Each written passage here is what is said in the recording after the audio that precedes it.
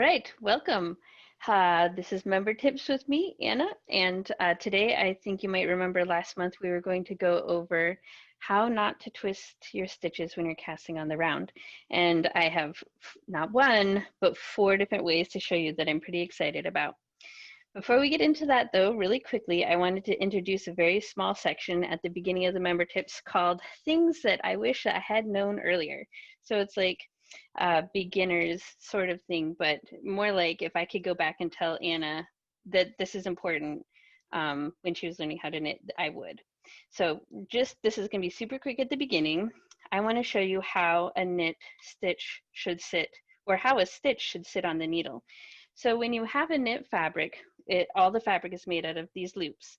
And when it's done in knit, it lays flat. But when it's on the needles, it is not flat. It's actually looking at us from the side. So let's say you accidentally drop a stitch, or somebody drops a stitch for you and you have to pick it up.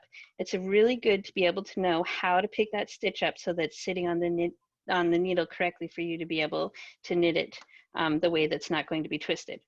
So if we look at the loop like this, there's a top and it kind of has 2 legs. All you have to know is that the right leg is always in front. So if I'm picking the stitch up, pretend I dropped it, oops, this is the correct way. That this way is the way that I want to pick it up because the right leg is in front of the needle. If I pick it up like this and the left is in front of the needle, it's going to be knit twisted. It's going to twist in the fabric when I get to it. So this is just one of those super easy, super simple things that you might not even think about consciously. Like for the longest time, I didn't even think about it. Like I just knew which was the right way. And then later when I had to stop and think, I was like, wait, which one is the right one? Just say to yourself, the right leg goes forward. So that is the things Anna wished she knew earlier. And on to our how to make sure you don't twist your stitches when you're casting on in the round. So we all know you can knit back and forth, flat, back and forth, back and forth, and back and forth, and that will give us something flat. But we can also join our stitches and knit around and around and around like a spiral as we go forward in our knitting. It's really important when you first do that cast on that you do not twist your stitches. Otherwise, that twist is going to stay in the knitting and your knitting is never going to lay flat. Sometimes you will want to twist in your stitches, but those are for very special patterns. So I've got 4 different ways to make sure that when you cast on, you don't have a twist, or how to get rid of the twist if you accidentally got one.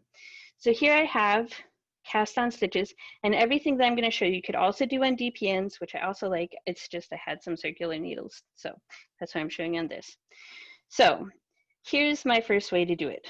Lay your stitches on a flat surface. So I know that we are all knitters, we've all been there. You're casting on, you're like, I'm not getting up from this very comfortable spot.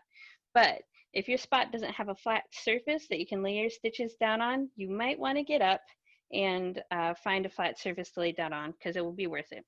So what I do is I lay my circular knitting needles flat on the surface, and then I follow the bottom of the cast on stitch all the way around to make sure it's on the inside of the needle. So here I'm just follow, follow, follow. Oh, there's a little twist here. Make sure that all the stitches are on the bottom. At this point, all I have to do is pick it up and start knitting. And if I pick it up very gently, no twist is gonna jump into there. I always think for some reason a twist is magically gonna jump in there, but as long as you just pick it up and carefully do it, and once you get that first couple stitches knit, nothing's gonna happen and you'll be good. So let's say you don't have enough stitches, or you have too many stitches to lay your circular needle flat. Maybe you're casting on hundreds of stitches for a shawl or something. Another thing you can do is knit the first row flat. So here I have cast on the stitches, and then I knit it flat. Even though the pattern is going to tell me to knit it circularly, I want a little bit more fabric on the needles so that it's easier to manipulate. So you saw when I had just the one row, it was a little fiddly and I had to work with it, but this is very easy, not only to manipulate the fabric, but also to see where it was. So like if there was a twist in here, it'd be super easy to see that and correct it. You probably don't even have to lay this down on a flat surface before you start knitting it. So the issue you might run into here is make sure it's not twisted, and then you just start knitting in a circle. So if you want to do 3 rows before you start knitting in the round, excuse me, you you can. It's just going to be a matter of how big the gap is going to be when you're done. So start knitting, and you join in the round finally, and you start following the pattern the way that it's written.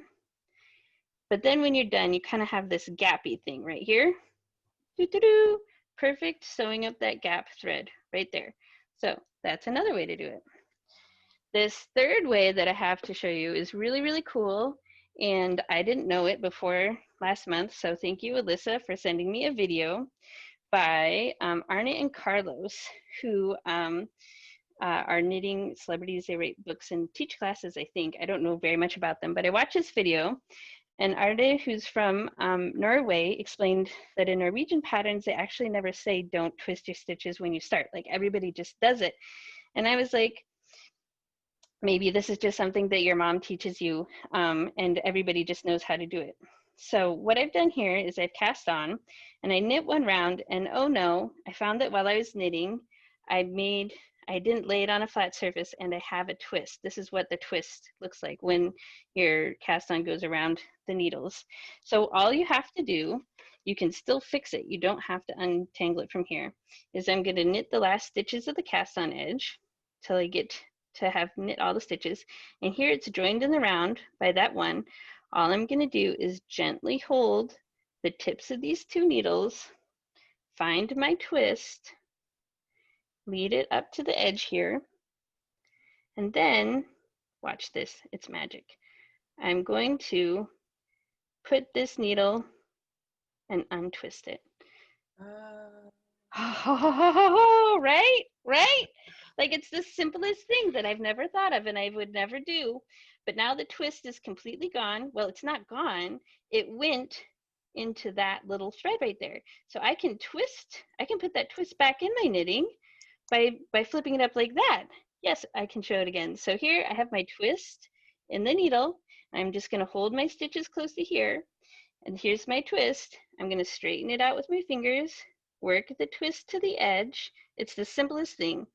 And then I'm just going to take the tip of this needle and put it in to the circle, pull it out.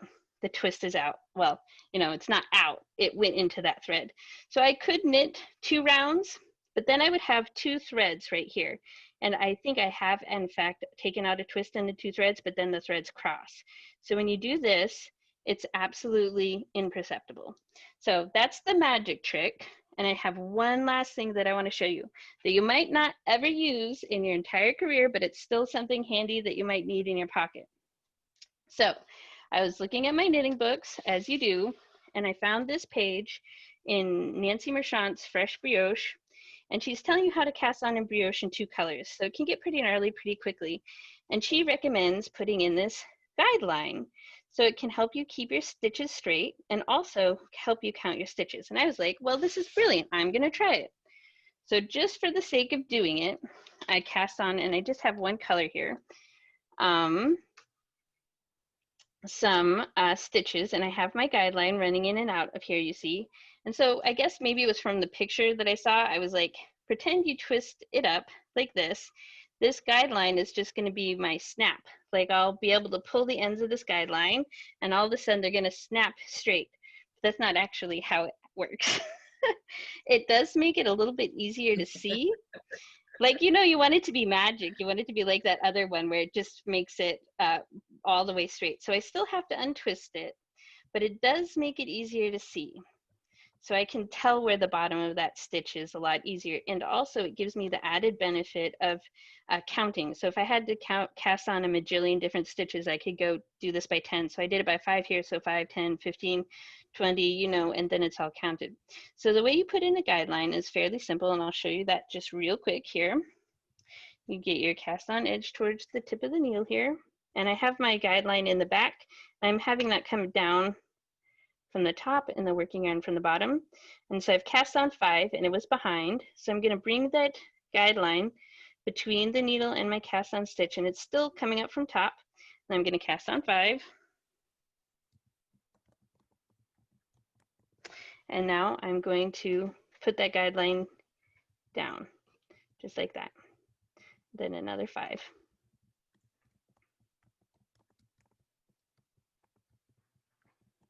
So that's how you put the guideline in. Very easy. You can choose whatever your number is. So it's not one of those snap cords that fixes everything, but it does make it easier to see. So even if you never use this, and I might, like if I had to cast on hundreds of stitches and lace weight, like every one of these tricks you're going to use for a different thing. But now you know it, you've heard it, you've seen it, you've got that idea. Our uh, tip theme for next month is tips for picking up frogged stitches. So we've all been there. You've all had to rip something out, and then you haven't ripped it all out. You've had to pick up somewhere in the middle, like maybe you messed up a sleeve or increases, but you don't want to get rid of it all. So I would like to hear your tips on how you pick those stitches back up again. And you know which way to pick them up correctly because the right leg goes in front. Um, with that, I would like to hand the camera over to the lovely and wonderful Kim Winters, who's going to introduce our fabulous lecture tonight.